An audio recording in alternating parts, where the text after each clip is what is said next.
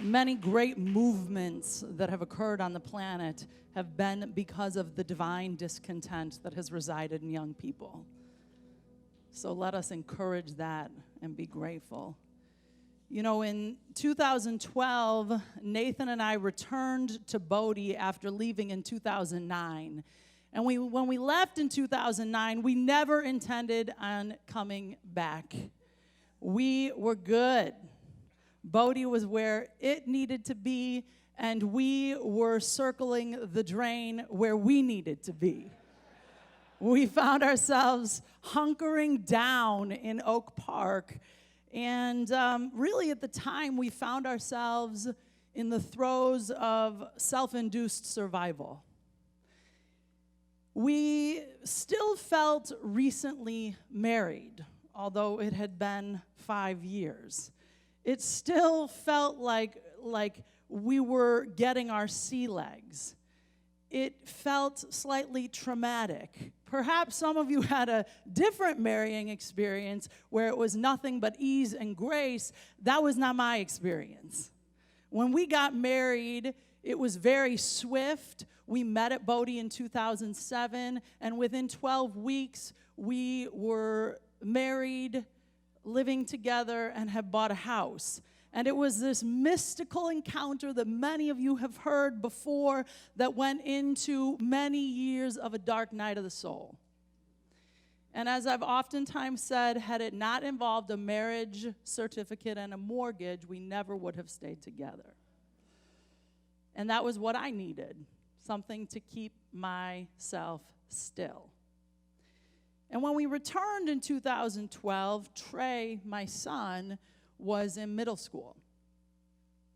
And I was very clear at that time the importance of community.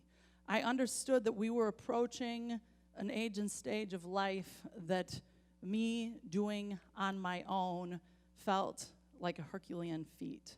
It just didn't seem like something I could do without the support of community. And I arrived here, I returned here in 2012, and I basically told Trey, you have no choice. You're going to participate in the Bodie Teen Program. And you're going to at least pretend that you enjoy it. And we did that for a while. And you know, sometimes I would say, Hakima, we sort of made that pact together. Trey and Amani were really in this thing because their parents demanded it. Exactly. It was like throwing the gauntlet down. You know, at least for me, the experience of parenting at that time, we were 5 years married and we had 4 kids. They're now 20, 18, 9, and 6, so they were a handful of years younger. And our life felt smaller. It felt constricted, and it felt more bitter. It was like the trenches of child rearing and marriage. Is anyone here familiar with that? Yeah, it's a real thing. And I would say we arrived here, or we returned here very optimistic, very hopeful that you all would help us.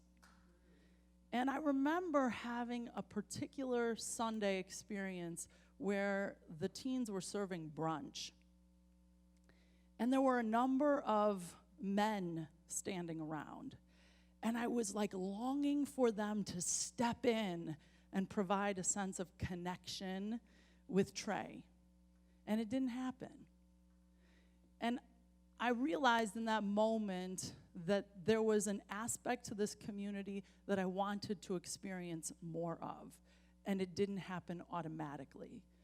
And so Rainbow and I really got intentional from a staff perspective around what we wanted to create.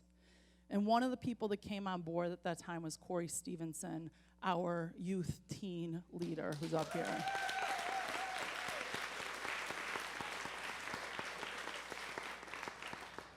And Corey and I have very different ways of being on the planet.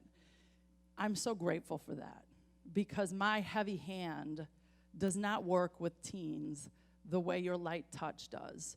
You are someone who has been constant, and you're someone who I always feel comfortable knowing the guidance you will give our young people is solid. And that, to me, is the value of community. You know, if we are here to do this whole thing called life alone, that just sounds really hard. You know, like I have this experience sometimes where it's like adulting feels real challenging. I had four what seemed to be 12-year-old girls walk across the street at a stop sign in front of my car the other day, and I looked at them and I thought I was them. I don't always remember I'm not 12, you know? And so all of a sudden I realized that I had that thought, like, those are my peers. And I was like, those are not your peers.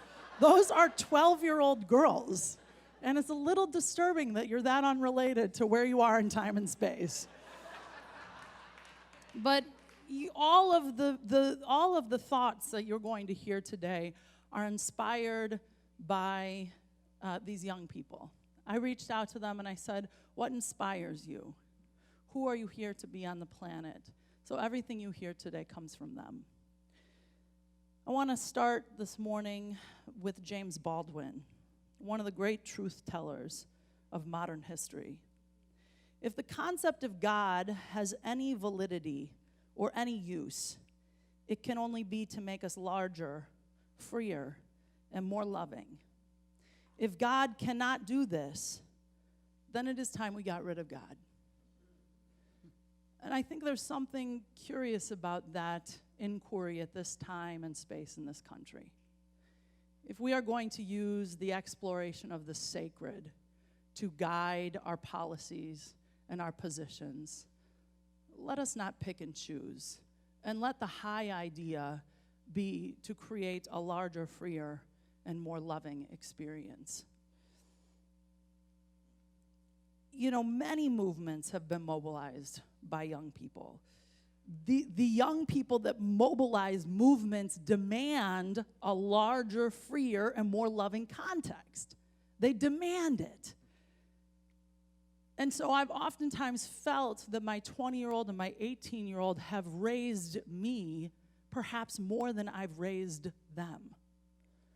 They've always been a demand on a larger, freer, more loving context. The interesting thing that's happening in the consciousness of humanity now is that young people are being revered, they're being heard newly and differently. Are you of a generation, perhaps, that you remember children are to be seen and not heard? I have very distinct memories of being in my grandmother's house, and although that was never said, it was certainly palpable. And what I know about this body of parents and these teens is quite the contrary. There has been a deference of this group of parents to the wisdom that lives in their children. And that's what we're finding on the planet today. You can see all kinds of movements, whether it is the gun reform movement, whether it is trans youth leading the way in schools for policy changes. Young people have led in Tiananmen Square, the Greensboro Four that started the sit-in movement.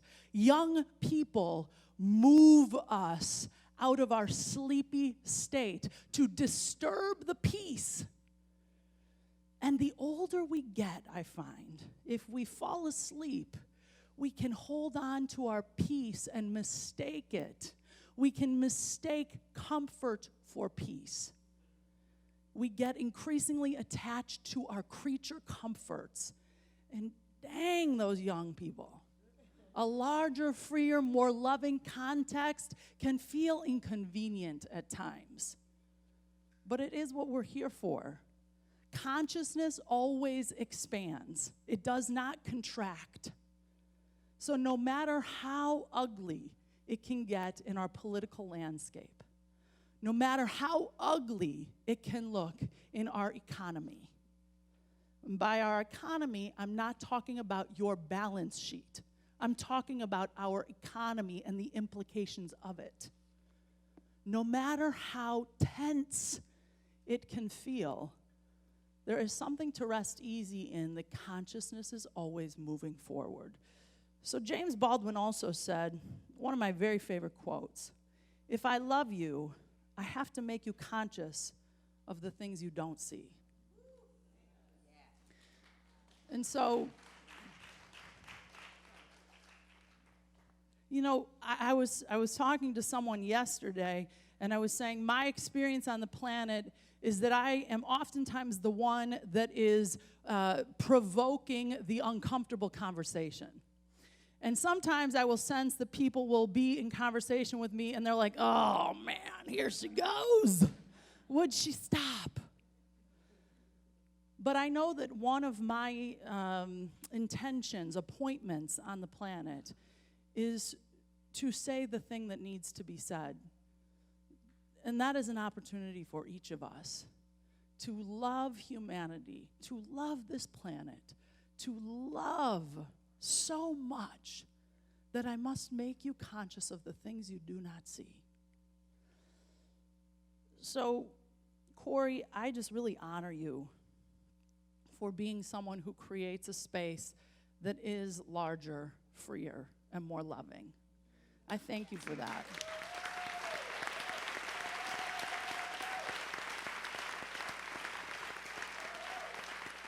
You know, a lot of times we think of movement leaders as the ones you can name off. Mandela, Mother Teresa, Dr. King, Malcolm X, Assata Shakur. There are movement leaders whose names you never know. And each of us in here has the opportunity to be a movement leader.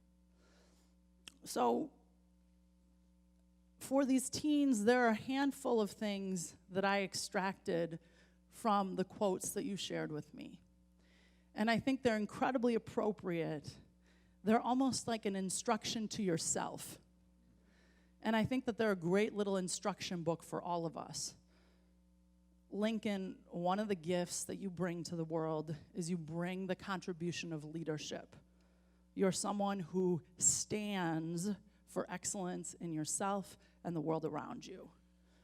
I had the opportunity to speak the invocation at the Chicago City Council meeting a couple of weeks ago, and as the universe would have it, it happened to be one of the most contentious city council meetings of the year. And Eileen and I were like, of course Bodie would be here on this day. And as I'm walking through City Hall, which I grew up in this place and I've never been into City Hall, and I just kept feeling like I know there's stuff I've done in this city that I could get caught up in, and I just feel unsafe even being in here because someone probably knows what I've done in this city. And there are a whole lot of police around, and there were a whole lot of aldermen, and I was like, oh, Lord, please help me.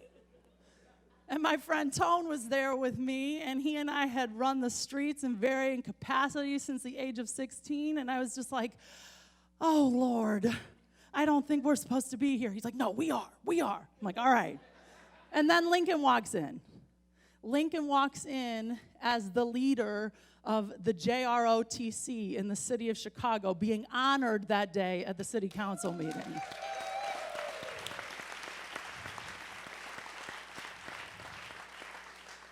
And I could see the cosmology of the universe coming together. So there was this guy, his name was Malcolm X. He said, don't be in a hurry to condemn because he doesn't do what you do or think as you think or as fast. There was a time when you didn't know what you know today. And that is a word for me. That is a word that you contributed as guidance to yourself and to these teens. That you may be patient, that you may be kind, that you may be affirming, there is a conversation that you have had the opportunity to participate in by virtue of being in this community. You have accessed a level of your own voice and self-expression that some of your peers, when you go to college, will be new for them. And the opportunity for you, which is my ever-loving practice, dear God, is be patient with them. Be patient. Because as you know, Bodie folks, I can sort of be like, "Mah!" and just sort of cut people off. You know? And you're the evolution of your parents. You're the evolved presence of your parents. You were in the womb with these teachings, many of you. It's in your DNA. So take heed when folks make you crazy. Take a breath and be kind. Now, Marlo, you gave me a man named Ludwig Jakubowski. Only one didn't know him. But wisdom, my friend. Marlo said this was his favorite quote. Don't cry because it's over. Smile because it happened. And I think that the wisdom here is to live on the affirmative side of life. You know, we always have a choice. We always have a choice. My dad would say, is the glass half empty or the glass half full? I have old man adages coming out of me all the time, thanks to my father. But that's what I get there. And I make up that there's wisdom for you, find peace in that. That it's a reminder to look at the affirmative side of life. So be a leader. Lead a movement for peace, for justice, for freedom. Be kind when you lead that movement. Be patient. Live on the affirmative side of life. Number one, it's way better for your immune system. Way better for your mental space. And it's actually a way of being that moves things forward. He would not call me king. He laughed to think a black man could be king. I did not want to lose my name, so I told him to call me the name my father gave me, and he laughed. He would not call me king, and I beat him hard with a stick. You know, the work of August Wilson, profound. This is one of his less known bodies of work that you gave me.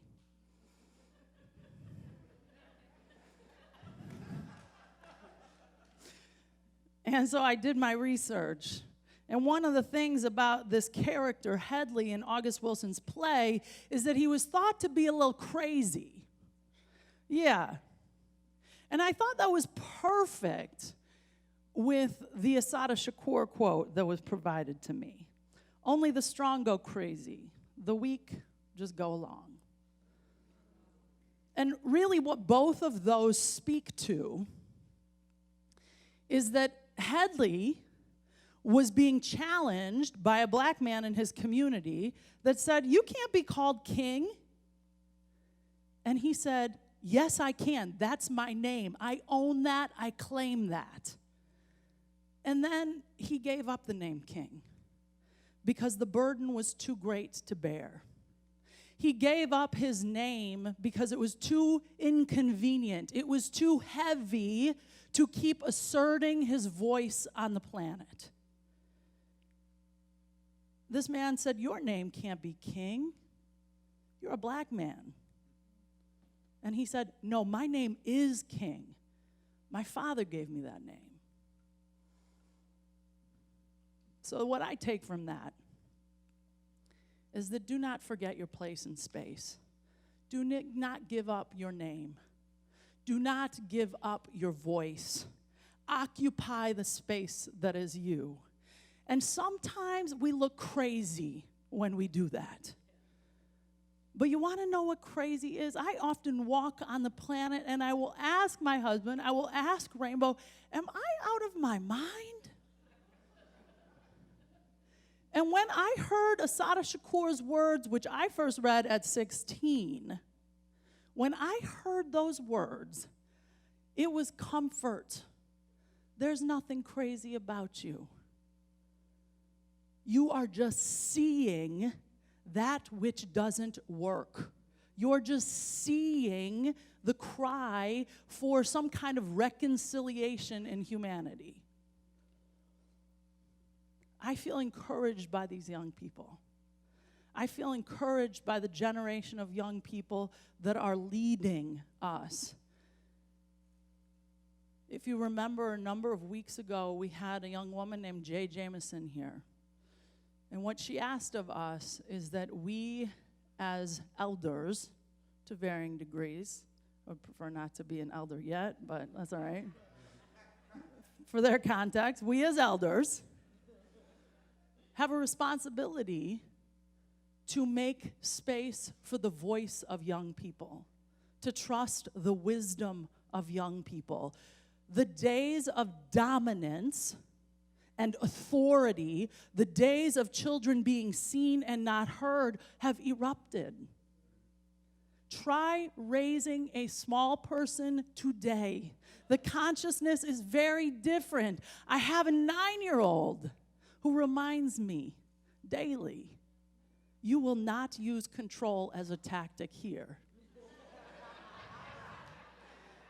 It is not effective with these little beings anymore. It was effective with my 20-year-old, not as effective with my 9-year-old. That's a good thing. That's a good thing. It's only when you risk failure that you discover things. When you play it safe, you're not expressing the utmost of your human experience. Amani, if there is one thing that you have contributed to this community, and of course there are many more than one, but if there is one thing that you have committed to contributing to this community, it is your bold presence. You are the one among our teen leaders who has shown up in your power and your authority. I don't say that to diminish anyone else, but you have shown up consistently and you have owned your presence. You have done that within this community. You've done that nationally. I know enough about you and what you navigate to know that there have been plenty days where that was not the easy road to take. And you did it anyway. So my prayer for you as you move into this next chapter of your life is that you continue to be your bold self, that you do not diminish or dampen yourself for anyone.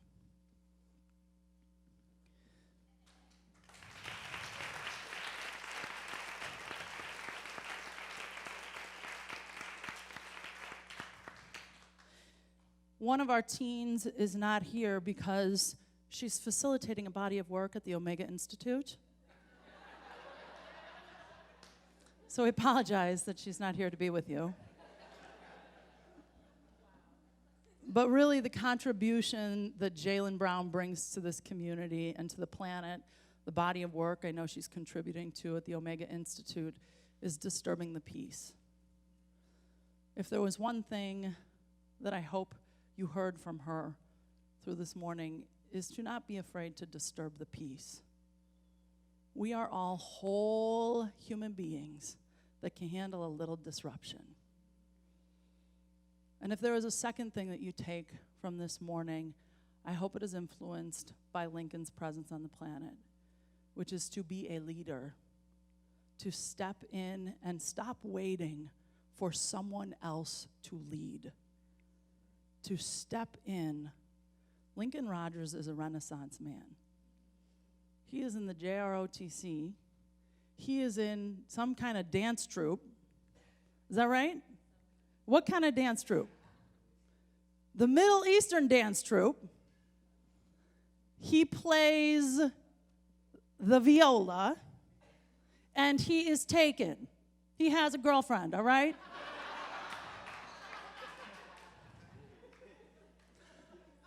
So my invitation for us as the onlookers is, who can I find inspiration from up here? Is it the presence of Marlo, who leads with a gentleness, who leads with a thoughtfulness, who leads with a presence that is felt more than heard? Is it Amani, who is bold and brave? Is it Trey, who is quiet but captivating? Is it Victor, who is fierce and independent?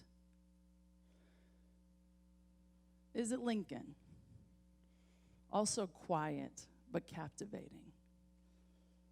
These are young people that require our support, that require our trust in them. And it is my honor and my privilege to celebrate them this day. May we close with one final reflection, provided by one of our teens, attributed to a man named Thich Nhat Hanh. Nirvana is not something that we should search for, because we are nirvana, just as the wave is already water. The wave does not have to search for water, because water is the very substance of the wave. There is no thing outside of you. When you leave this place and space and go on to your next adventure, you will be met with plenty of opportunities for transition, for challenge. It can be easy to forget who you are and what you stand for. But may this moment be a moment that you remember where you are as the presence of all that is. There is no thing outside of you that you need to be whole and holy. You got it. Many blessings.